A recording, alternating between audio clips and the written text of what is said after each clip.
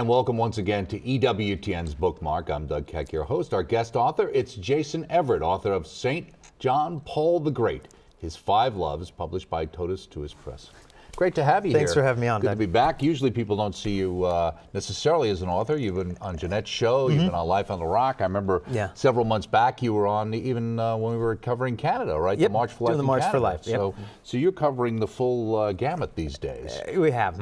But your major focus, is it youth? Is it chastity? What do you and your wife see as your major calling? The main focus is bringing the message of chastity to young people, high school, college students, junior high students. That's the thrust of our ministry. But because of how that overlaps with theology of the body and John Paul II and my love for him, this book came. That's why I was going to ask you, what's the connection there? If that's what your core mission is, why did you find yourself writing a book about St. John Paul the Great? And I thought this his 5 loves. It reminded me a little bit of the scandal that came out when Bishop Sheen said, you know, the woman I love, and of course he was talking about Our Lady. Yeah. In this case, you're not talking about clandestine relationships he had when he was in Poland, right? No, absolutely not. Right. Yeah. Where it came from is that he wrote a book called Love and Responsibility, and it's pretty much the favorite book that I have of his that he's done, where he talks about the virtue of chastity and really rehabilitating that word, that it's not this prudish Victorian idea of our sexuality, but really God's plan for human love. And that really was a great impetus for my ministry and bringing this message to young people. And then in traveling, I've traveled to 6 continents, speaking to over 1 million people. And all these travels, I'd meet these bishops and cardinals and priests who were close, intimate friends with John Paul, that camped with him, skied with him, lived with him, were ordained by him. And whenever I'd meet anyone who knew him that well, I'd kind of pump them for information. Tell me about this, tell me about that. And they'd share these remarkable stories about him that I had never seen published. And I kept thinking, I got to put these in print one day. I got to, for the sake of the church, put this together. And as years drew on, the pile of stories got higher, and then when they announced his canonization, I decided it was time to put it under one cover. And Totus Tuus Press is your press then? It is, yes. Okay. And why did you decide to have your own press? So that we could take the books and make them as cheap as possible, so that you can buy one nice hardcover through EWTN, but if you want to evangelize with it in mass, you can get them by the caseload for $2 a book. I see. So buy them 32 at a time and evangelize your dorm or your CCD class. So if we own the rights, we can make them cheap. Right, you can make them cheap. Now, the foreword of the book is by a Swiss guard named Mario Enzler. Did you know him before, or how did you come in contact with him? Well, on John Paul's feast day, while I was actually writing the book, I was in Mass, and right after, just praying for the book, and the priest walked up to me and he said, "Oh, we haven't caught up in a while. How are you doing?" I said, "I'm good. I'm writing a book on John Paul." I said, "You don't know anyone who knew him, do you?" And he said, "My brother-in-law was his Swiss guard for many years." And I said, "Well, do you think he has any stories?" He said, "Oh, he's got a bunch of them. He'd love to share them with you." And so through that little divine appointment, I was able to get in touch with Mario, and he did the foreword for us. Right, it says, those of us who had daily contact with St. John Paul the Great were always struck by the richness of his intuitions, the example of his prayerfulness, and his immense humility. Now, the second two, I think most of us get. Yeah. What does he mean, his intuitions? Well, I remember there was another Swiss guard who one day, it was his first Christmas away from home, and he had just gotten off the phone with his mom, and he was kind of teary-eyed, and then he went out to his post at the Bronze Door or wherever, and John Paul just walked by, and he was new. He said, "You're new, what's your name?" And he walked over, and he noticed his eyes were a little red, and John Paul said, "Of course," and he grabbed his arm. "It's your first Christmas away from home, isn't it? Thank you for your sacrifice for the church. I'll pray for you tonight at Christmas Eve Mass." This is like the CEO of a corporation noticing that someone in the mailroom had the sniffles. Right. So to him, what mattered was the individuality of the human person. Right. And I think that Swiss guard has written a book and been on several of our shows Yes, as well. the Pope and the CEO. That's right. Now, in his case, he had the case where he was waiting and the Pope came by and kind of ignored him in his mind. He felt a little bad that he didn't say anything until he came right back and he gave him a rosary, right? Yeah, he gave him a rosary. He said, "The rosary is my favorite prayer, marvelous in its simplicity and its depth. You know, pray this and then buon appetito," as he was heading off to lunch. Also this, for those of us nearest to him, more than by his goodness, this is interesting, we were struck by his tenacity. Oh, yeah. Now, somebody would think, is that a positive thing or a negative thing? Here he sees it's clearly positive. Oh, yeah, without a doubt. I mean, the guy had some serious guts. I mean, as a bishop, he would walk into the communist headquarters to negotiate with them to get more space for the seminary. And that was inconceivable. And when they wouldn't let him celebrate Mass, he'd have Mass in a vacant lot, just put a cross on the ground and have several thousand people come. Have Mass under the stars in the mud. That he wasn't afraid. You know, he said all these ambassadors and dictators, he said, "Look, we are all born in a diaper, and all these people, even if the highest ambassador, their career will come to end in a diaper as well, perhaps a slightly larger one." But he knew we're all humans. Right, exactly. And if you have that that love of our Lord and that sense of eternity, then he can live out "be not afraid," right? Which he said. But another phrase here that he mentions, he says, an expression I heard many times from John Paul was "be more." Yeah. And I think that's a message he gave to the young people, too. Like, do not be afraid to be the saints of the new millennium. I expect great things of you. And so he almost saw something in us that we didn't see in ourselves, this great capacity to image Christ crucified. Now, the first time you saw him when you were 12 years old, in, of all places, Sun Devil Stadium in Arizona, Tempe, Arizona. Right? Yeah, I was way up in the top of the stadium. He was just this little speck. And so I don't remember anything he said back then, but I just remember something about his presence. There was something there. And his kind of spiritual director when he was a young guy, Jan Tyranowski, he said he wasn't a good speaker. Kind of a mystic. Yeah, kind of a mystic layman. Right. And he said he was able to accomplish all things by the depth of his interior life. And that's what he said of Jan Tyranowski. And that was also true of John Paul. His interior life was what made him so magnetic. Yeah, and I guess also Mary has a reference to the time when he saw him in the sacristy or in the room next to the Pietà holding the cross. And we always heard about the time of him like grunting and sense he was so deep in prayer. And I think you even talk about in the book the idea that, you know, he didn't have he wasn't just listening to God, he was in dialogue. You know, clearly in conversation with our Lord. Yeah, they said when he was in prayer, he was literally cut off. Right. Like he was in conversation back and forth. He even said the rosary is our daily meeting that neither I nor the Virgin Mary neglect, that neither one of them neglected their daily rosary. Now, in the introduction at the beginning, after you start to talk about going to World Youth Day and how that made a big impression on you, there's a story you tell, and elsewhere in the book, it's this whole idea that comes across that since he saw Jesus in everyone, he was focused on everyone, and you have very many stories about it.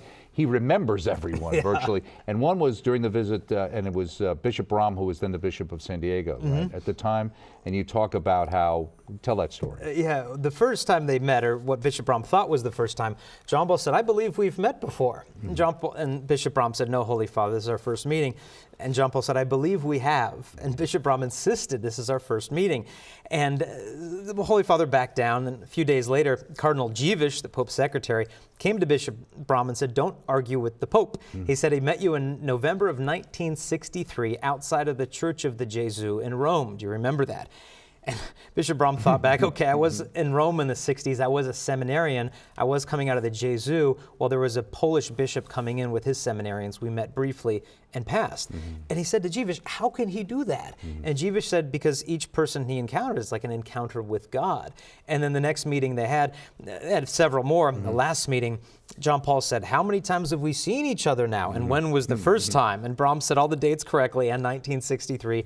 He said John Paul just smacked the desk with a big smile and said, finally you remember. And this is when the media was saying he's too senile to run the church. To know what's going on. Now, elsewhere in the introduction, you talk about George Weigel, and you had some help from George Weigel checking out the book and stuff to make sure everything was straight. You said that Weigel had said that many of the attempts had fallen short when talking about the Pope. And the Pope, I guess, said, they try to understand me from outside, but I can only be understood from inside. What was your take on that?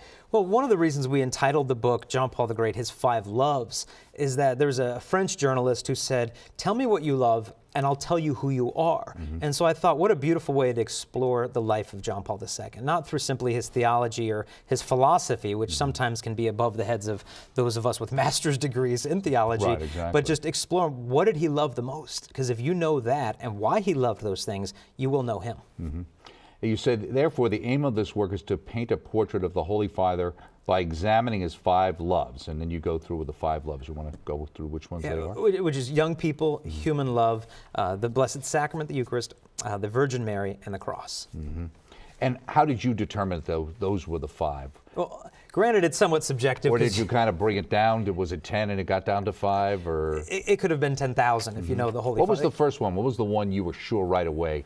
That has to be one of them. Oh, well, I mean, it's always a puzzle. But as a young person, young people, because I was watching a video of him last night with children, and he said, you know, you are my most dearly beloved. And the Pope is never more happy than when he is in your company. And so but you can't say, oh, well, he loved young people more than the Eucharist, more than the cross, more than Virgin Mary.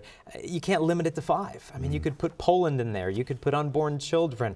But I thought for the sake of brevity, we've got to cap it off at some point. Now, obviously, there's been a lot of things written about his life and other stories, and you include a nice synopsis here.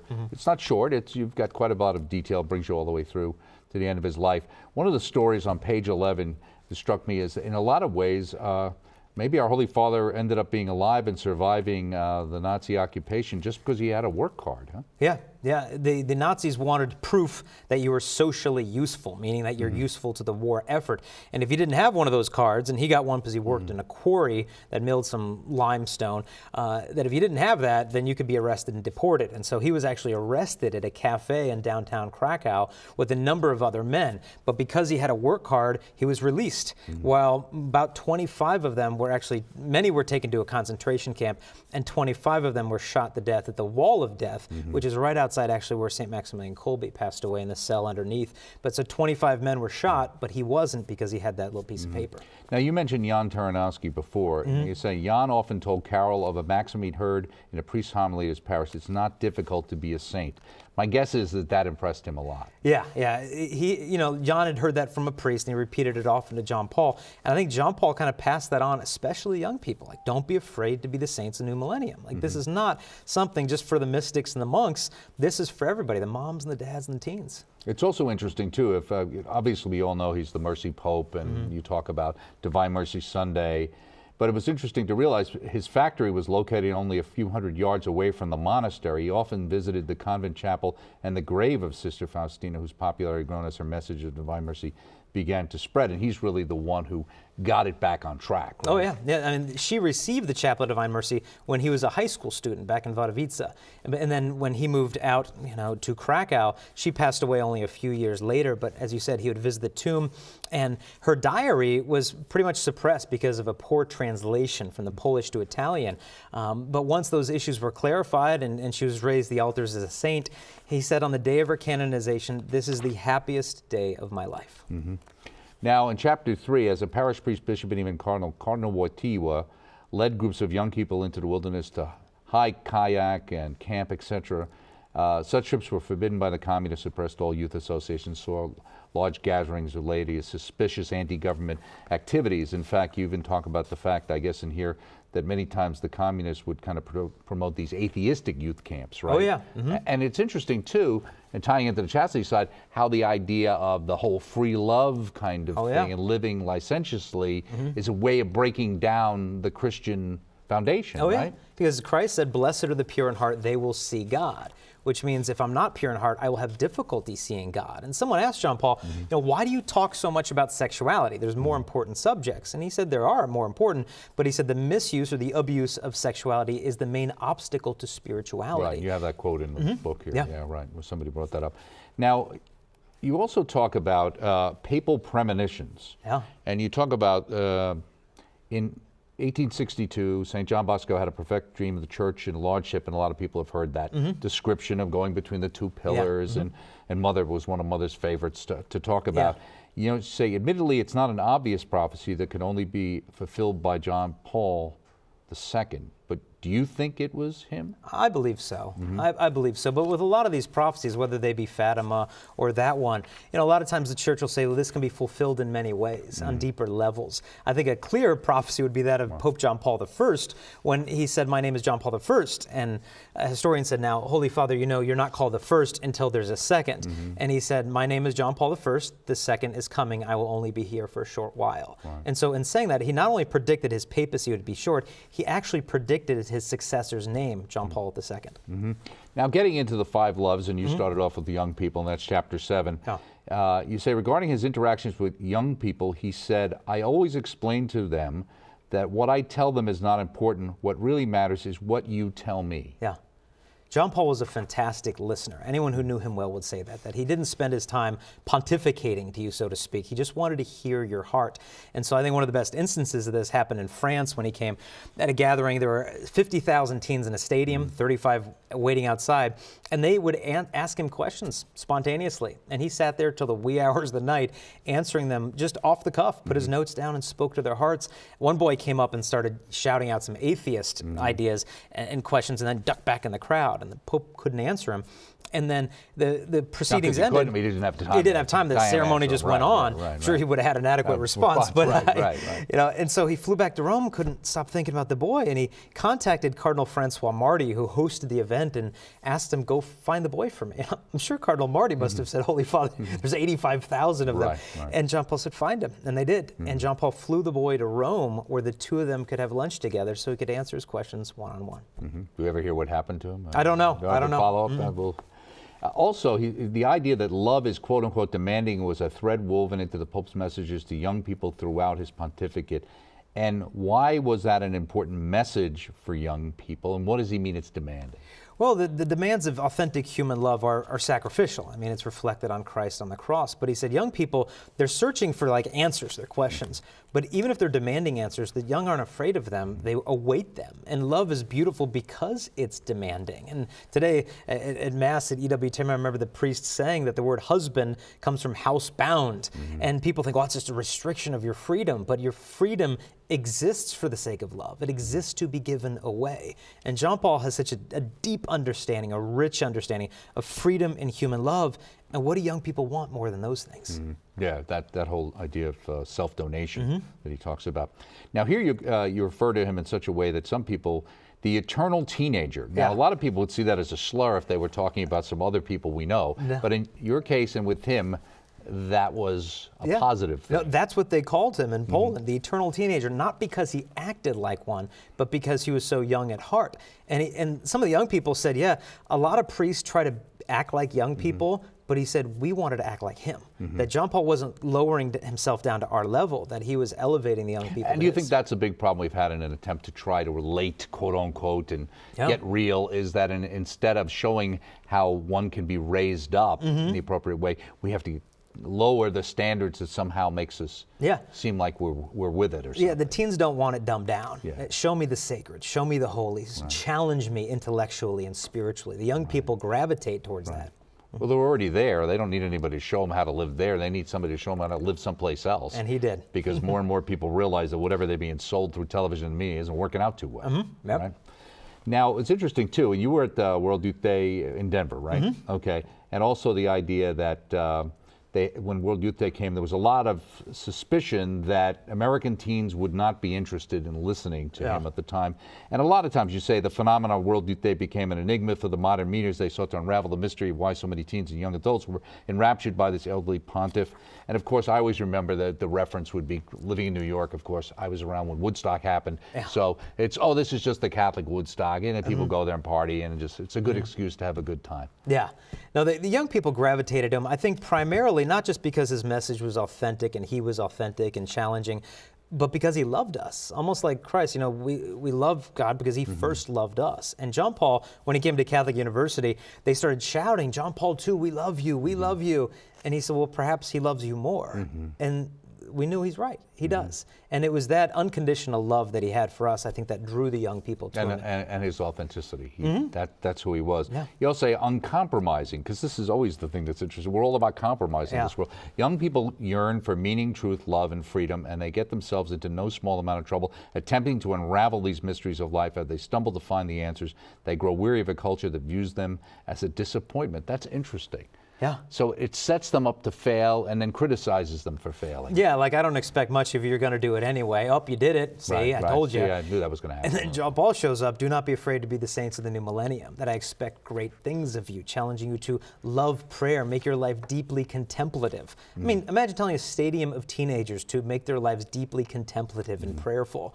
But the teens went for it. And I remember being in St. Louis, the roar of the teens in the Kiel Center there, one reporter said, was like standing behind several jet engines. It was ear-splitting. The security said it's more than any rock band they'd have ever heard. The young people's enthusiasm for this witness of Christ. Well, I remember when we were trying to cover that, and we had Jeff Cavins going live from the center and stuff. You couldn't hear him. They couldn't hear each other. Nobody could hear anything, you know. But he says, happiness is achieved through sacrifice. And you say, despite what the critics expected, the youth of the world were enticed by the gravity of the commandment to love. But sacrifice obviously isn't in these days, particularly. No, it's not. But the teens have tried life without sacrifice. And they're the ones who end up getting sacrificed either way, because it's their hearts and their souls and their bodies that end up paying the price. But if they willingly lay down their lives, they find it. And that's why John Paul said to the college guys in Poland, every man who seeks the kingdom of God finds himself. In the second chapter 8, human love, the second one, you say, as a young priest, I learned to love human love. These words written by Pope John Paul in Crossing the Threshold. What do you mean, learn to love human love? The love of a man and a woman, the love of a family. I remember seeing him on a video where he was going down the aisle in St. Peter's, just greeting people, shaking hands, and just his face looks like he's happy. And then he encounters a family, a husband and a wife, and their 2 little girls. And you should have seen his face light up. He just grabs those little girls, and then he grabbed the husband's arms and just gave him this look of just absolute joy that this husband was laying down his life. And that's the love he had for families. That's why when Pope Francis canonized him, said that we're going to remember him as the Pope of the family. And when I was there in St. Peter's Square, my heart leaped when Pope Francis said that, because he said he included it because John Paul said that at a private conversation over table at Castel Gandolfo. He said, I don't know if history will remember this Pope, but if it does, I hope it remembers him as the Pope of the family. Just a little conversation. Now, is that the first, did you meet him at Castel Gandolfo, yes. Right, you say in the book that's where you get the opportunity to meet him. Right? Yes, I did. Okay.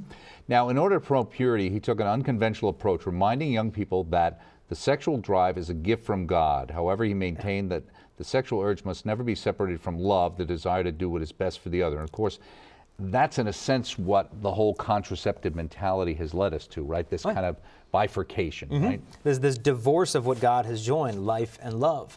And as a result of that, you just have this fallout of the sexual revolution where people are somehow surprised if they have love and then life happens. Oh, that was an accident. We got to get rid of that accident. But John Paul was trying to unite life and love. And so the church's teachings on human sexuality is not this list of prohibitions, but this beautiful vision of what human love is supposed to be. Right, the soul of the woman, this struck me. Much of the persuasiveness of John Paul's vision of human love and sexuality flows from his deep appreciation and understanding of the feminine soul. How so? Yeah, some of the girls that he taught at universities in Poland would think, surely he must have been married. I mean, at least engaged. Like, how does he know us so well? How does he understand the woman so well? Because he kind of understood them sometimes better than they themselves did. And when he was talking to a bishop here in America, in Indiana, he was challenging the bishops to make the gospel attractive, that it's always going to be demanding and challenging, but we have to make it attractive, these difficult things. And a bishop said, how do we do this with contraception and cohabitation and premarital sex? How do we make this attractive? And he said, John Paul became very serious like a philosopher and said it is necessary to understand the soul of the woman. All these things that have claimed to liberate her, contraception and abortion, have they not enslaved her? But that sense, it's necessary to understand the soul of the woman. Blessed Sacrament, you talk about in chapter 9. Yeah. And of course, we know about the importance of that, certainly Eucharistic adoration here from Mother Angelica and John Paul II. And he says here, the priest who is the servant of the liturgy, not its inventor or producer, has a particular responsibility in this regard, lest he empty liturgy of its true meaning or obscure its sacred character. And that's been an issue. I think it's gotten a lot better, but that was a bigger issue in the past where it seemed like, to some degree, there seemed to be this idea that I'm kind of in charge. Oh, yeah. And he said that to some bishops in a particular part of America where there was a lot of liturgical abuses going on, some goofiness, where they're trying to engineer the liturgy to be, where they're kind of the center of the attention and do all these strange things. And he was just reminding them, you're the servant, and we can't obscure the sacred character of it. And he said, and you said here, actually at the end of this chapter, for John Paul, the key to rekindling Eucharistic love is to look to Mary, who was the first tabernacle in history. Yeah, to love his heart with her heart is the key to Eucharistic spirituality for him. And Cardinal Ratzinger once said that if you really want to get to know John Paul II, better than reading his speeches or reading his books, is to celebrate Mass with him and be drawn into the intense silence of his prayer. So if you really want to know John Paul II, you could celebrate a Mass with him, or at least watch how he celebrated. And that prayerfulness will really tell you who he was. And then you've got the Virgin Mary. And this was in Act 2 begins after his assassination attempt and 2 surgeries. When he arrived for the period of convalescence, he told the crowd that greeted him with songs that their singing had improved in his absence. And now Act 2 begins. Yeah.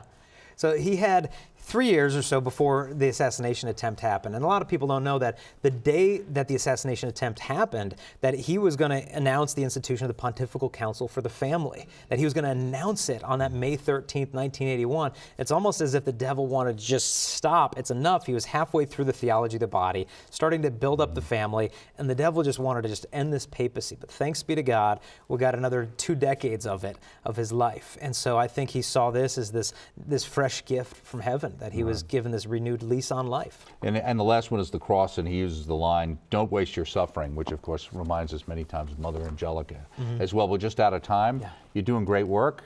How's your wife? She doing well? She's doing well. She's home with the 5 little kiddos right now. Okay, great. Yeah. So keep up your wonderful work. Keep Thanks so much. publishing and keep showing up here at EWTN. It's always a joy to have you. It's a joy Thanks to a be lot, here. Jason. Thank you. Jason Evert, a book you should get, St. John Paul the Great, His 5 Loves, published by Totus Tuus Press and available through the EWTN Religious Catalog. Thank you for joining us right here on EWTN's Bookmark. We'll see you next time.